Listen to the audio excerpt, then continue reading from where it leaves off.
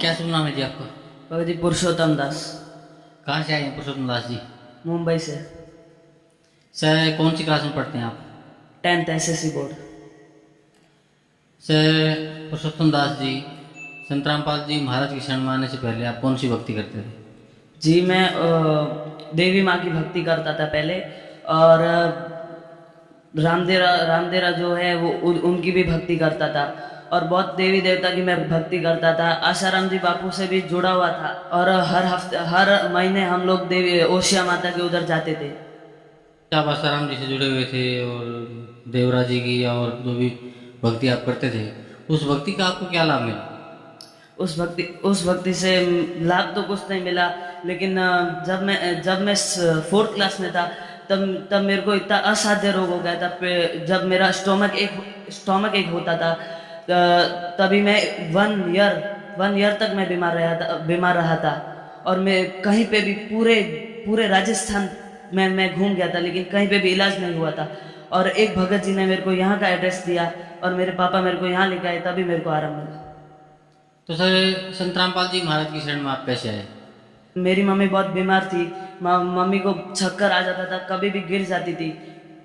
पूरे मुंबई, पूरे महाराष्ट्र, पूरे राजस्थान घूम लिया गुरु के चक्कर में। Doctors very very big hospitals in Mumbai, but वहाँ पर कोई इलाज नहीं था। There was no cure for my mom.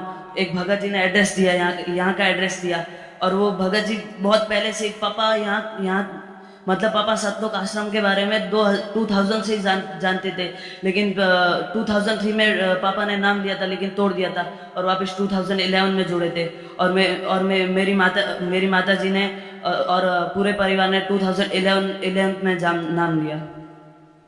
तो पुरुषोत्तम जी, परम संत सतगुरु रामपाल जी महाराज से नाम लेने के बाद आपको या आपके परिवार को क्या लाभ मिला? लाभ की तो कोई गिनती भी नहीं हो सकती, जो पूर्णबंदी छोड़ सतगुरु रामपाल जी ने दिए है। लेकिन मेरी मम्मी को एक जीवन दान दिया है। और मेरे को भी, मैं जब एक बार मेरा बाइक से एक्सीडेंट हुआ था, और बिल्डिंग के दोनों गेट टूट गए थे, लेकिन मेरे को परमात्मा ने उठा के कुर्सी पे बिठा दिया था। जितने लोग देख रहे थे सब लोग आश्चर्यचकित हो गए थे, और किसी को तो चक्कर भी आ गया था कि बच कैसे गया।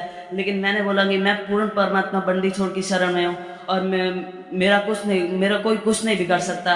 मैं हूँ ऐसा ही हूँ। और बाइक पूरी खराब हो गई थी, लेकिन मेरे को कुछ नहीं हुआ था बंदी छोड़ की कृपा से। और मम्मी को जीवन दान मिला, एक नया जीवन दान मिला, और इधर आने से मतलब आध्यात्मिक जन्म हुआ हम लोग का। तो सर भक्त समाज को या साधक समाज को आप क्या संदेश देना चाहते हैं? भक्त समाज को मैं ये संदेश देना चाहता हूँ, in world if there is a place of worship, it is only in India. Satlok Ashram Barwala came here and take a नाम दान फ्रॉम सतगुरु रामपाल जी महाराज। तो सर संत आसाराम जी से आप बचपन से जाते थे, तो वहाँ क्या भक्ति देते थे आप? वहाँ ओम नमः शिवाय, ओम भगवते देवाय नमः, ओम वासुदेवाय नमः, ऐसे सब 7-8 मंत्र देते थे। उसमें से कोई भी एक लेके जाप करना था। सुबह आधा 1 घंटा, रात को आधा 1 घंटा। और मैं साथ में देवी देवता की जितनी एक आरती की बुक पढ़ता था, जितनी भी आरती थी सब पढ़ता था, लेकिन मेरे को कोई लाभ नहीं होता था। मेरा पेट दुखता था, पेट दर्द होता था, तभी मैं 4-4 फुट उछलता था। लेकिन सब संतों के शरण में गया, लेकिन किसी से कोई लाभ नहीं हुआ। और आसाराम जी बापू के उधर मैंने 108 परिक्रमा जो कहते हैं वो दी, लेकिन कुछ फर्क नहीं हुआ। हर रोज 108 परिक्रमा में हर रोज जाता था, एक दिन भी खंडन नहीं किया, लेकिन कभी भी कोई लाभ नहीं हुआ। तो फिर आपका जो असाध्य रोग था, पेट का जो आपका दर्द था, वो कैसे ठीक हुआ आपका? वो बंदी छोड़ सतगुरु रामपाल जी महाराज के शरण में आने के बाद ये मेरा रोग ठीक हुआ, और मेरी मम्मी को नया जीवन दान मिला, और हम लोग का आध्यात्मिक जन्म स्टार्ट हुआ। कुछ और बताना चाहेंगे आप अपने गुरु जी की भक्ति के बारे में, अपने पूज्य गुरुदेव संत रामपाल जी महाराज के बारे में? जी, गुरु जी कहते हैं, मनुष्य जन्म दुर्लभ है, मेरे न बारंबार, तरोवर से पत्ता टूट गिरे, बहुरंग लगता डार। जो मनुष्य जन्म है, इसको सफल करने के लिए विश्व में, पूरे वर्ल्ड में there is only one place, Satlok Ashram in Barwala.